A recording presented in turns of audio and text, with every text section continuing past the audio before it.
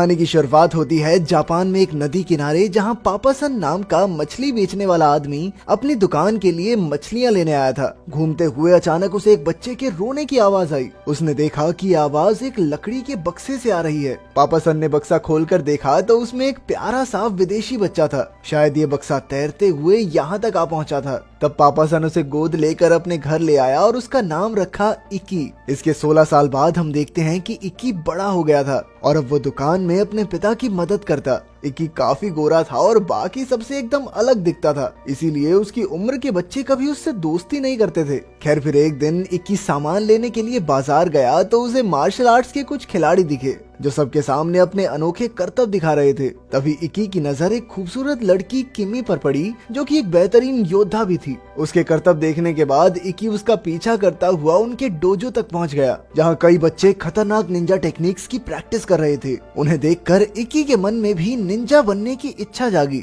फिर जब वो वहाँ के मास्टर से मिला तो इक्की का इम्तिहान लिया गया, जिसमें उसे निंजा ब्लेड से निशाना लगाना था। मगर इक्की तो बिल्कुल ही कच्चा खिलाड़ी था और उसका फेंका हुआ ब्लेड किमी को लगता रह गया। अब वो शर्मिंदा होकर लौट रहा था कि अचानक मास्टर साबू को उसकी टांग पर एक अनोखा निशान दिखाई दिया। फिर साबू ने कई प्राचीन कागज देखे और आखिरकार उसे पता चला कि ये निशान तो डांसिंग निंजा का है। उधर घर लौटते हुए इक्की की नजर एक डांसिंग मशीन पर पड़ी। उसने वहाँ डांस करने की सोची, पर वो गाने की बीट्स पकड़ नहीं पा रहा था। मगर जल्द ही उसकी दिलचस्पी बढ़ती गई और वो ज्यादातर समय यही डांस करते हुए बिताने लगा। इसके साथ उसने बार बार निंजा ट्रेनिंग में हिस्सा लेने की कोशिश की, पर हर बार मास्टर ने उसे सिखाने से मना कर दिया। इसी तरह कुछ साल बीत गए और इक्की डांस मशीन पर प्रैक्टिस करते करते जबरदस्त डांस करने लगा। अब वो कई मुश्किल स्टेप्स बड़ी आसानी से कर लेता था, मगर निंजा बनने की दौड़ में वो अब भी काफी पीछे था। खैर एक दिन इक्की को डांसिंग निंजा की कहानी के बारे में पता चला तो उसने मास्टर साबू से इसके बारे में पूछा। इक्की ने कहा कि वो भी डांसिंग निंजा बनना चाहता है, पर यह सुनकर मास्टर साबू हंसने लगा। उसने कहा कि डांसिंग निंजाज बहुत ज्यादा ताकतवर होते हैं और उनके अंदर हमेशा सीखने की आग रहती है, जिससे वो कड़ी ट्रेनिंग पर मेहनत कर पाते हैं।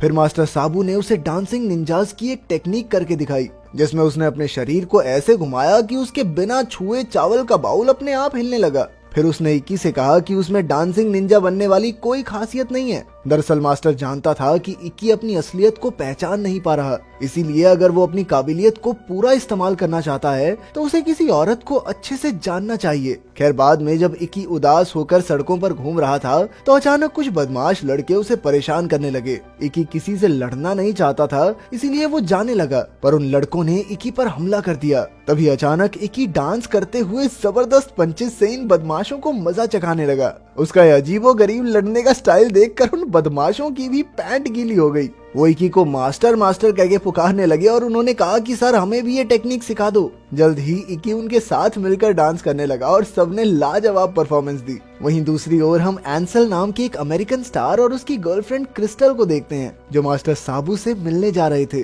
असल में एंसल ने मास्टर साबू से ही निंजा टेक्निक सीखी थी, पर अब वो उसका इस्तेमाल अपने फायदे के लिए कर रहा था। खैर अब वो मास्टर साबू से एक प्राचीन कागज लेने आया था, जिसके जरिए वो टीवी चैनल्स के मालिकों पर दबाव बनाकर अपना फाइट शो शुरू करने वाला था। मगर मास्टर साबू ने चंद पैसों के लिए वो प्राचीन कागज देने से साफ इनकार कर दिया। इससे एंसल को काफी गुस्सा आया और वो मास्टर को एक मशीन पर बांधकर उनके ऊपर अत्याचार करने लगा। लेकिन मास्टर की ताकत के सामने ये मशीन भी नहीं टिक पाई। उससे आजाद होकर मास्टर ने एंसल पर हमला कर दिया। जब क्रिस्टल ने देखा कि एंसल अकेले तो मास्टर को कभी नहीं हरा पाएगा, तो उसने अपने निंजा ब्लेड से मास्टर पर हमला कर दिया। वहीं एंसल ने बंदूक निकाली और मास्टर पर गोली चला दी। इसके बाद वो दोनों प्राचीन कागज चुराकर भाग निकले। इसके कुछ समय बाद इक्की वहां आया तो उसने देखा कि मास्टर साबू बुरी तरह जख्मी था। अपनी आखिरी सांसें गिनते हुए उसने इक्की को बताया कि एंसल अपने स्वार्थ के लिए निंजा होने का गलत इस्तेमाल कर रहा है। इस सब से इक्की को इतना गुस्सा आया कि उसने मास्टर साबू की मौत का बदला लेने के लिए अमेरिका जाने का फैसला किया।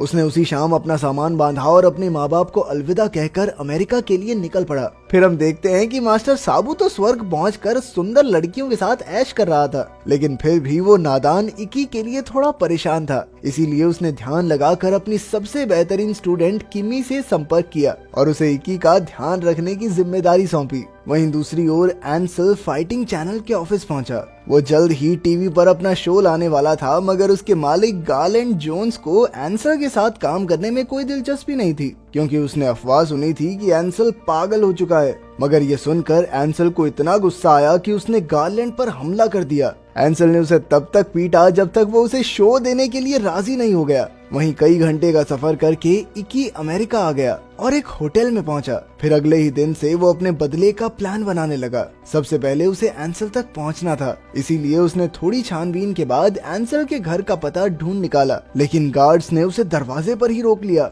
इकी ने उसे समझाया कि वो वहाँ बहुत जरूरी मकसद से आया है, पर गार्ड ने उसे धक्का देकर बाहर फेंक दिया। तब इकी ने अपने निंजा मूव से गार्ड की पैंट उतार दी और सीधा अंदर घुसाया। सब लोग गार्ड को देखकर हंस रहे थे कि तभी क्रिस्टल की नजर इकी पर पड़ी और वो तुरंत समझ गई कि ये लड़का साबू के स्कूल से आया है। उसने अपने निंजा ब्लेड से इकी पर हमला कर दिया, पर किमी ने ऐन वक्त पर वहां आकर उसकी जान बचाई। जल्द ही कई गार्ड्स उन पर हमला करने आए तो उन दोनों ने मिलकर अपने जबरदस्त डांस और निंजा मूव से सबकी हड्डी पसली एक कर दी। फिर इकी ने एंसल पर कुछ चॉपस्टिक्स से हमला किया, मगर क्रिस्टल ने फिर उसकी जान बचा ली। इससे पहले कि मामला खराब होता, किमी इकी को वहां से बाहर ले आई, क्योंकि ये बदला लेने का सही समय नहीं था। बाद में क्रिस्टल ने एंसल को बताया कि उसे शक है कि इकी अपने मास्टर की मौत का बदला लेने आया है। क्रिस्टल ने बताया कि इकी ने अपने डांस मूव्स और निंजा टेक्निक्स को मिलाकर एक अनोखा ही फाइटिंग स्टाइल बना लिया है। ये सुनते ही एंसल काफी घबरा गया, क्योंकि उसे अपने बचपन का एक किस्सा याद आ गया।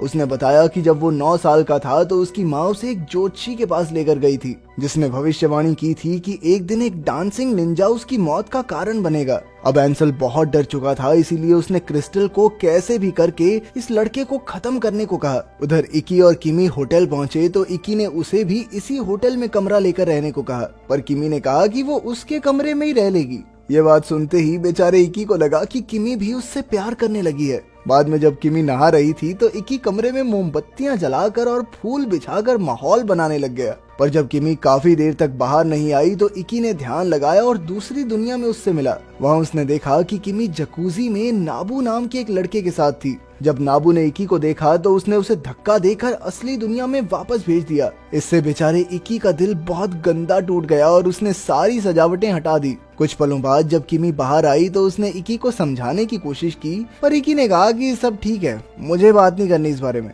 और फिर वो आगे की तैयारियां करने चला गया। इसके बाद हम देखते हैं कि इकी छानबीन करके गार्लैंड के ऑफिस पहुंचा और उसने गार्लैंड को समझाया कि उनका दुश्मन एक ही है, इसीलिए उन्हें मिलकर एंसल का मुकाबला करना चाहिए। इस दौरान इकी की नजर गार्लैंड की पुरानी तस्वीरों पर पड़ी और उसे एहसास हुआ कि ये तो उसके असली पिता हैं। जब इकी ने उसे डैड कहकर पुकारा तो गार्लैंड ने तुरंत उसके पैर का निशान देखा और वो समझ गया कि इकी ही उसका बेटा है। आखिरकार दोनों एक दूसरे के गले लगकर भावुक हो गए। फिर गार्लैंड ने इकी से अपनी लापरवाही के लिए माफी मांगी। खैर फिर उन्होंने प्लान बनाया कि उन्हें एंसल का पर्दाफाश कैसे करना है। जैसे ही वो दोनों ऑफिस से बाहर निकले तो अचानक क्रिस्टल और उसके गुंडों ने उनका रास्ता रोक लिया। गुंडे उन पर हमला करके उन्हें बुरी तरह पीटने लगे। जल्द ही किमी उन्हें बचाने आई, पर अंत में गुंडे गार्लैंड को अगवा करके फरार हो गए। क्रिस्टल ने किमी को धमकी दी कि वो गार्लैंड को तब तक रिहा नहीं करेंगे जब तक इकी अपने देश वापस नहीं लौट जाता।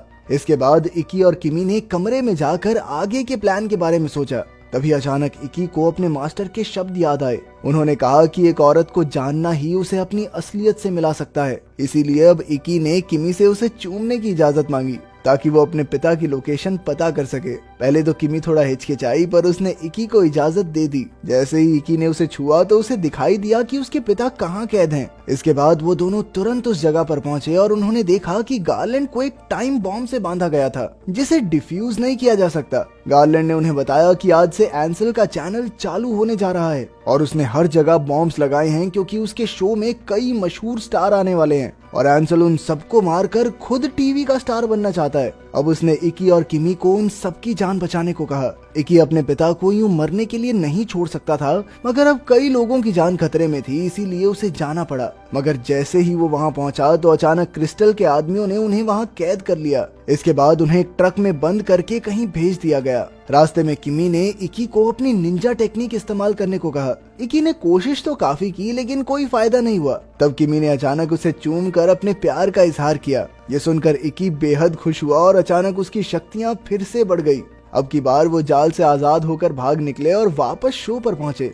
जब उनका सामना एंसल से हुआ तो वो कहने लगा कि आज सबको बम से उड़ा दूंगा। पर तभी इकी ने अपने निंजा डांस मूव से सारे बॉम्ब बाहर निकाल लिए और उन्हें आसमान में फेंक दिया, जिससे जोरदार धमाके होने लगे। कुछ ही पलों में कई गुंडों ने उन पर हमला कर दिया, पर अब इकी एक जबरदस्त डांसिंग निंजा बन चुका था। उसने अपने डांस और निंजा टेक्निक्स को मिलाकर गुंडों को खूब धोया। इस दौरान एंसल ने अपने हेलीकॉप्टर में भागने की कोशिश की। तब इकी ने तुरंत एक बॉम्ब सीधा उसके हेलीकॉप्टर के ऊपर ही फेंक दिया, जिससे हेलीकॉप्टर के पीछे का हिस्सा पूरी तरह टूट गया। अचानक हेलीकॉप्टर नीचे गिरकर क्रैश हो गया, जिसमें एंसल की मौत हो गई। आखिरकार इकी और किमी ने वापस जाकर गार्लैंड को रिहा किया और अपने